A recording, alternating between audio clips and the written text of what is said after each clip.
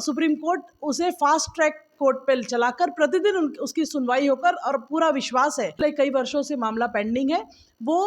अगले माह सितंबर तक उसका निर्णय आ जाएगा। मेरा ध्यान सिर्फ पवार ही नहीं, पिछले दिनों हमारे पास मांझी समाज के लोग और भी जो कहार समाज का एक मसला बालाघाट जिले का वो भी आया था। त्रुटि हो, कुछ टेक्निकल फॉल्ट हो, तो हमारी ओर से प्रयास रहेगा कि सभी पिछड़े वर्ग के लोगों को न्याय मिले, उनको उनके अधिकार मिले। हम सब जानते हैं कांग्रेस की कथनी और करनी में सदैव भेद रहा है। अगर कांग्रेस की मंशा थी तो कांग्रेस सारे आंकड़ों के साथ क्यों नहीं प्रस्तुत हुई? ये सिर्फ और सिर्फ दबाव की, गुमराह की और जनता का ध्यान भ्रमित करने की मंशा के साथ कांग्रेस के लोग अनर्गल बयानबाजी करते हैं। 80% काम तो माननीय श्री गौरीशंकर जी बिसेन की अध्यक्षता वाले आयोग द्वारा पूरा किया हुआ है। हम उसमें और एडिटिव्स डालकर 2019 में भी यही हुआ। 2023 में जरूर विधानसभा मिली, लेकिन स्वास्थ्य कारणों के कारण मुझे पीछे हटना पड़ा। बहुत कुछ काम, 95% काम हमारा कंप्लीट हो चुका है और 27% आरक्षण मध्य प्रदेश की धरती पर लागू होकर रहेगा।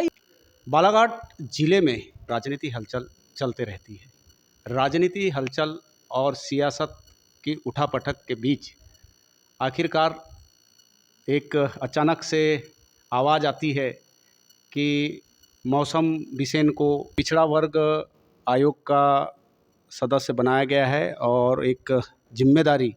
उनके कंधों पर है, और बड़े आशा और विश्वास के साथ लोग टकटकी लगा के देख रहे हैं कि आखिरकार मौसम दीदी पिछड़ा वर्ग के कल्याण के लिए क्या करेंगी। तो हम खुद मौसम दीदी से जानते हैं कि किस तरह से उनका प्रयास होगा पिछड़ा वर्ग के कल्याण के लिए, उनके आरक्षण के लिए किस तरह से कदम उठाएंगे, क्योंकि एक बड़ी आशान्वित नज़रों से आपको देख रहे हैं। सबसे पहले तो आपको धन्यवाद कि आपने बहुत ही संवेदनशील मुद्दा, जो वाकई इस प्रदेश के अनेक अन्य पिछड़ा वर्ग समाज के लोगों के लिए बहुत आशावादी है। चूँकि हम सब जानते हैं, मध्य प्रदेश की सरकार हो चाहे केंद्र की माननीय नरेंद्र मोदी जी की सरकार हो, हमारी विचार की सरकार हर जाति वर्ग समुदाय को हर तरीके से लाभ देने की मंशा के साथ काम कर रही है। सर्वजन हिताय सर्वजन सुखाय की मंशा के साथ सबका साथ सबका विकास हमारा मूल मंत्र है। और इसी को ध्यान में रखते हुए, जैसा कि हम सब जानते हैं, मध्य प्रदेश में एक बड़ी आबादी अन्य पिछड़ा वर्ग समुदाय की आती है, और उस आबादी की जो लंबे समय से मांग चली आ रही है, आपके ध्यान में होगा पिछले वर्ष जब 2021 में पहली बार मध्य प्रदेश पिछड़ा वर्ग कल्याण आयोग का गठन हुआ, वो गठन मुख्यतः उस उद्देश्य के साथ था कि हम तथ्यों के साथ, अपने आंकड़ों के साथ माननीय सुप्रीम कोर्ट के समक्ष अपने तथ्य प्रस्तुत करें, और जो मध्य प्रदेश में पंचायत और नगरीय निकाय के चुनाव हैं उसे आरक्षण के साथ, ओबीसी के आरक्षण के साथ कराएं। और तत्कालीन हमारे आयोग के अध्यक्ष मेरे पिता श्री गौरीशंकर जी बिसेन और उनकी पूरी टीम के द्वारा दिन रात मेहनत करके प्रदेश के हर जिले में पहुंचकर प्रयास किया गया, और उसमें सफलता पाकर एक इतिहास मध्य प्रदेश की धरती पर रचा। और आप और हम सब उसके साक्षी हैं कि जब 2022 में चुनाव हुआ तो नगरीय निकाय और पंचायत के चुनाव ओबीसी आरक्षण के साथ हुए। अब जो आज का मुद्दा है कि 27% आरक्षण, चूंकि हम सब जानते हैं 27% की मांग और ये जो लंबित प्रक्रिया अधूरी है, इसको लेकर चूंकि पूर्ववर्ती सरकारों ने ज़रूर प्रयास किया, लेकिन मुझे लगता है उसमें बहुत सी कमियां हैं, आंकड़ों की कमियां हैं, पूरे तथ्यों की कमियां हैं, और इसके कारण अभी एक मामला 87/13 का सुप्रीम कोर्ट में पेंडिंग है। अभी पिछले दिनों 12 तारीख को सुप्रीम कोर्ट में सुनवाई भी हुई थी, और मैं आप सबके माध्यम से बताना भी चाहती हूँ कि हमारे मुख्यमंत्री डॉक्टर मोहन यादव जी के अथक प्रयासों से हमारे वकीलों की पैनल वहाँ पर खड़ी हुई, और जो निर्णय लिया गया कि अब सुप्रीम कोर्ट उसे फास्ट ट्रैक कोर्ट पे चलाकर प्रतिदिन उसकी सुनवाई होकर, और पूरा विश्वास है कि जो पिछले कई वर्षों से मामला पेंडिंग है वो अगले माह सितंबर तक उसका निर्णय आ जाएगा। कांग्रेस का लगातार दबाव भी है, विरोध भी है कि सरकार गुमराह कर रही है, प्रयास नहीं कर रही है। आपने इतने सरल तरीके से बताया कि फास्ट ट्रैक कोर्ट में ओबीसी का मसला जाएगा, तो किस तरह से आप इस दबाव और प्रेशर के बीच में किस तरह से एक टाइम लिमिट में आप चीज़ों को लेके आएंगे, ये क्या उम्मीद लग रही है? देखिए, हमारा जो आयोग है ये मूलतः काम कर रहा है कि जो पिछली रिपोर्ट है उसको आधार मानकर, और जो आवश्यक तथ्य हैं, आवश्यक आंकड़े हैं, उसके सारे दस्तावेज इस सबूत के आधार पर, क्योंकि जो पुराने सुप्रीम कोर्ट के निर्णय आए हैं उसमें ज़रूर ये कहा गया है कि कोई भी सिर्फ आबादी आंकड़ा नहीं हो सकती आरक्षण का। सामाजिक, राजनीतिक, अन्य भागीदारी, शैक्षणिक रूप से इसकी कमी के साथ बहुत से तमाम क्षेत्र हैं जिसको समाहित करते हुए मध्य प्रदेश के मुख्यमंत्री डॉक्टर मोहन यादव जी और उनकी सरकार और अन्य हमारा मध्य प्रदेश पिछड़ा वर्ग कल्याण आयोग की पूरी टीम अध्ययन कर रही है, आंकड़ों को एकत्रित कर रही है और बहुत कुछ काम 95% काम हमारा कंप्लीट हो चुका है। सारे साक्ष्यों के साथ मजबूती के साथ हम अपना पक्ष रखेंगे और 27% आरक्षण मध्य प्रदेश की धरती पर लागू होकर रहेगा, ये हमारे मुख्यमंत्री जी की मंशा है। जैसा आपने कहा कांग्रेस, चूंकि हम सब जानते हैं कांग्रेस की कथनी और करनी में सदैव भेद रहा है। अगर कांग्रेस की मंशा थी तो कांग्रेस सारे आंकड़ों के साथ क्यों नहीं प्रस्तुत हुई? कांग्रेस ने इतने सालों तक, वर्षों तक राज किया, क्यों कांग्रेस की तरफ से ये चीजें नहीं आई? ये सिर्फ और सिर्फ दबाव की, गुमराह की और जनता का ध्यान भ्रमित करने की मंशा के साथ कांग्रेस के लोग अनर्गल बयानबाजी करते हैं। मैं आज भी कहती हूं और हमेशा कहती रहूंगी कि मध्य प्रदेश की डॉक्टर मोहन यादव जी की सरकार पूरी ईमानदारी और निष्ठा के साथ हमारे पिछड़ा वर्ग के लोगों को न्याय मिले। 27% ही आरक्षण नहीं, हमारी रिपोर्ट तो और आगे के आरक्षण की बात करती है। क्या गिफ्ट मिल सकता है? जिस तरह से आप बता रहे हैं कि आगे और भी बहुत कुछ है, और एक ओबीसी होने के नाते आप व्यक्तिगत तौर पे क्या सोचते हैं? ये तो एक आप सदस्य होने के नाते बात भी कर रहे हैं, बता रहे हैं, लेकिन एक खुद आप हैं, उस हिसाब से आप क्या चाहते हैं, क्या होना चाहिए? हम सब चाहते यही हैं कि एक जो 87-13 का मामला जो पेंडिंग है, जिसके कारण बहुत से लोगों के जो हायर उसके रिजल्ट्स बचे हुए हैं, वो भी मसला जल्दी क्लियर हो। वो माननीय सुप्रीम कोर्ट में चल रहा है, उसका भी निर्णय जल्दी आए। साथ ही जो मध्य प्रदेश में 27% ही नहीं, जो आयोग की रिकमेंडेशन के साथ अधिकतम जितना संभव हो आरक्षण मिले और जिससे हमारे ओबीसी समुदाय के लोगों को उनका हित मिले और वो उनकी भागीदारी हर क्षेत्र में सुनिश्चित होकर समाज में विकास की दिशा में और आगे आए। जी, आप लोगों के बीच में जाते हैं, एक मसला है जो मेरी जानकारी में है कि पंवार समाज जो है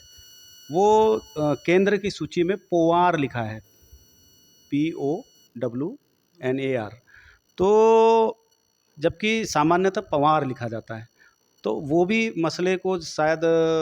जो तत्कालीन सांसद थे ढाल सिंह बिसेन जी, उनके द्वारा भी पत्र लिखा गया था आयोग को कि इसको सुधारा जाए। क्या इस ओर भी मौसम जी का ध्यान होगा कि हाँ, इसको त्रुटि को कुछ सुधार किया जाए? मेरा ध्यान सिर्फ पवार ही नहीं, पिछले दिनों हमारे पास मांझी समाज के लोग और भी जो कहार समाज का एक मसला बालाघाट जिले का है, वो भी आया था। हमारा हर संभव यह प्रयास होगा कि जितनी भी जातियां अन्य पिछड़ा वर्ग में हैं शामिल, राजपत्र में शामिल है, उन जातियों में कहीं भी कोई त्रुटि हो, कुछ टेक्निकल फॉल्ट हो, तो हमारी ओर से प्रयास रहेगा कि हर संभव उसका निराकरण करें और सभी पिछड़े वर्ग के लोगों को न्याय मिले, उनको उनके अधिकार मिले।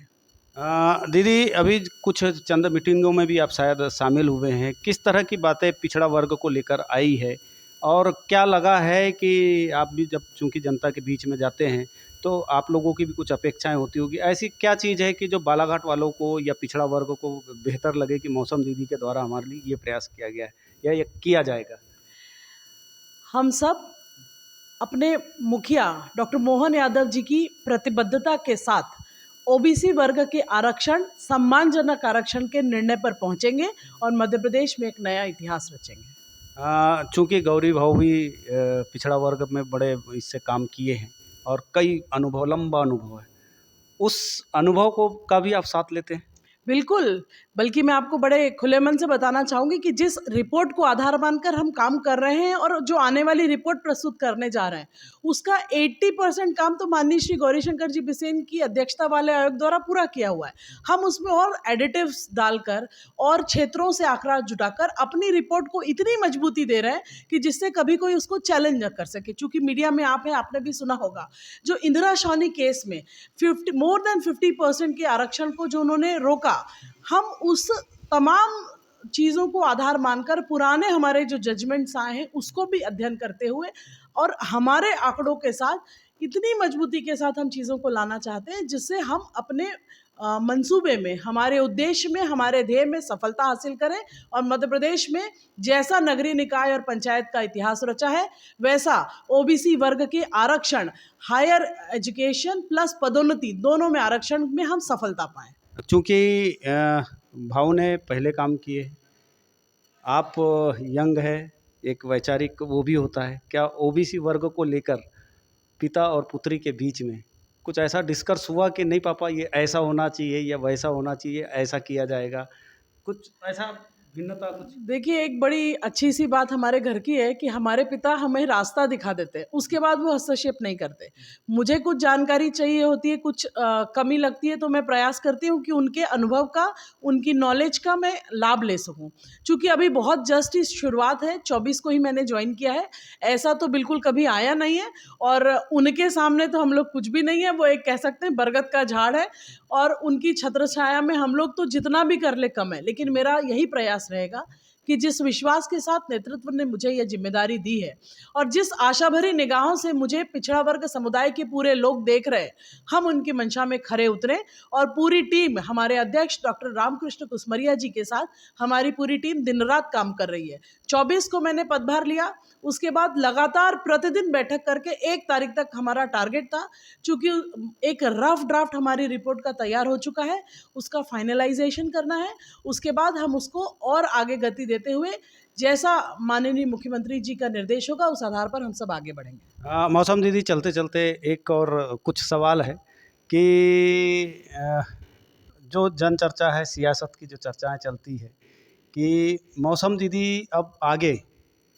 क्या विधानसभा के लिए तैयार होंगी या किस चुनाव के लिए तैयार होगी? देखिए, ये मेरे लिए सौभाग्य है कि एक राजनीतिक परिवार में मेरा जन्म हुआ है। लेकिन जिस विचार के लिए हमको लोग काम करते हैं, भारतीय जनता पार्टी भी हमारा परिवार है, हमारी माँ है और हमारे संस्कार, हमारी विचारधारा में कभी माँगा नहीं जाता। जैसे 2014 में लोकसभा की बात आई, मेरे नेतृत्व ने मुझे कहा, फिर जो निर्णय हुआ हमने सहर्ष स्वीकार किया। 2019 में भी यही हुआ। 2023 में ज़रूर विधानसभा मिली, लेकिन स्वास्थ्य कारणों के कारण मुझे पीछे हटना पड़ा। आज भी मैंने जाके किसी से नहीं कहा कि मुझे कोई पद चाहिए, ये चाहिए। पार्टी स्वयं कार्यकर्ता की योग्यता, उसकी क्षमता के आधार पर निर्णय लेती है और यानी इसलिए कुल मिला के कहा जाए तो आप भी एक सामान्य कार्यकर्ता के नाते इंतजार कर रहे हैं या? तो उसमें मैं बड़ा स्पष्ट रूप से कहना चाहूँगी, चूँकि जनसेवा के क्षेत्र में आगे बढ़े हैं, अच्छा काम करने की मंशा के साथ आगे बढ़े हैं। ऐसा मंशा नहीं है कि सिर्फ विधायक और सांसद बनना, लेकिन जो पार्टी का निर्णय होगा उसको शिरोधार्य करते हुए इस क्षेत्र में और अच्छा काम हो। जो पिछले 40-45 वर्षों से मेरे पिताजी ने एक लंबा अध्याय राजनीति का रचा है, उसको आगे बढ़ाने के लिए ज़रूर मैं अपने आने वाले जीवन को न्यौछावर करूँगी। चलते चलते महिलाओं को बहुत ज़्यादा मौका मिल रहा है, दिया जा रहा है। एक महिला नेतृत्व को जब आप अपने आसपास देखते हैं तो क्या लग रहा है कि एक बदलाव आ रहा है महिलाओं के प्रति या महिलाओं का राजनीति में भूमिका, चाहे वो किसी भी दल से हो, पार्टी से हो? आज हर क्षेत्र में, सिर्फ राजनीति नहीं, सामाजिक दृष्टि से भी हम देखें तो महिलाएं मजबूत, आत्मनिर्भर हुई हैं। मैं सभी महिला बहनों से यही कहना चाहती हूँ कि यह बदलते भारत की तस्वीर है और जिस प्रकार से आचार्य श्री राम शर्मा जी ने कहा है कि 21वीं सदी नारी की सदी होगी, आज देश के प्रधानमंत्री नरेंद्र मोदी जी के द्वारा लाए गए नारी शक्ति बंधन अधिनियम हो या स्वरोजगार की दिशा में हमारी स्व सहायता समूह की बहनों के माध्यम से आत्मनिर्भर होने की दिशा में बढ़ाए गए कदम हो, पूरे देश में हम कह सकते हैं कि एक नया वातावरण बना है और ये निश्चित तौर पर एक सकारात्मक संदेश है और हम सब समाज के साथ इस देश और राष्ट्र को आगे ले जाने के लिए काम कर रहे हैं। और इसके साथ एक आह्वान और मैं आप सभी से कहना चाहूँगी कि हम सब स्वदेशी चीज़ों को अपनाएं, स्वदेशी से स्वावलंबन का जो माननीय प्रधानमंत्री जी का सपना है उस ओर आगे बढ़ें और तभी हमारा भारत आत्मनिर्भर बनेगा, विकसित भारत बनेगा। तो यकीनन जिस तरह से महिलाओं का राजनीति में पदार्पण हो रहा है और जिस तरह से अभी संख्या बल बढ़ा है, महिलाओं का जो नेतृत्व बढ़ा है, वो कहीं न कहीं एक अच्छा संकेत है आने वाले भविष्य में। बहरहाल हम बात करेंगे मौसम बिसेन की, तो उनको जो पद मिला है, पिछड़ा वर्ग आयोग का जो सदस्य की जो जिम्मेदारी मिली है, उसके नाते एक बात तो स्पष्ट हो गई है कि ओबीसी का मामला फास्ट ट्रैक कोर्ट में भी जा सकता है। अगर ऐसा होता है तो यकीनन कुछ ओबीसी के मामले में जल्द से जल्द कुछ बड़ी चीज़ें देखने को मिल सकती है मोहन सरकार में, मध्य प्रदेश की सरकार में। और यकीनन जो आने वाली जो तस्वीर है, जो खलबली मचाए हुए है ओबीसी आरक्षण को लेकर, उसको लेकर भी जो धुंधलापन छाया हुआ है वो भी स्पष्ट होते चले जाएगी। बहरहाल मौसम दीदी का प्रयास है कि वो ओबीसी वर्ग के लिए लगातार बेहतर से बेहतर काम करते जाएंगे और मोहन सरकार के सामने वो अपनी चीज़ों को ओबीसी वर्ग कल्याण के लिए रखते जाएंगे। बालाघाट से मीडिया प्लस के लिए कैमरा पर्सन महेंद्र के साथ हरीश लिल्लारे।